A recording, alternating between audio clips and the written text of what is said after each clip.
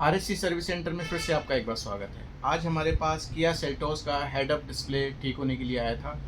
ये display working में नहीं था, इसकी गरारियाँ अटक गई थी, ऑन ऑफ नहीं हो रहा था ये। और इसको हमने खोला, खोलने के बाद इसको चेक किया और इसको ठीक किया।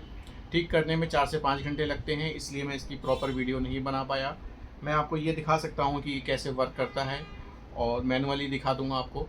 और इसको हमने ठीक किया, ठीक करने के बाद गाड़ी में चेक करके फिर प्रॉपर ये इसने काम करना शुरू कर दिया। तो आप भी अगर आपका हेड अप डिस्प्ले अगर ख़राब होता है तो आप हमारे पास भेज सकते हैं इसको खुलवा के। और 1 दिन का टाइम लगता है, इसको हम प्रॉपर ठीक करके आपको देंगे। और हमारा मोबाइल नंबर ये स्क्रीन पर दिया हुआ है, इस नंबर पर कॉल करके आप पूरी जानकारी ले सकते हैं।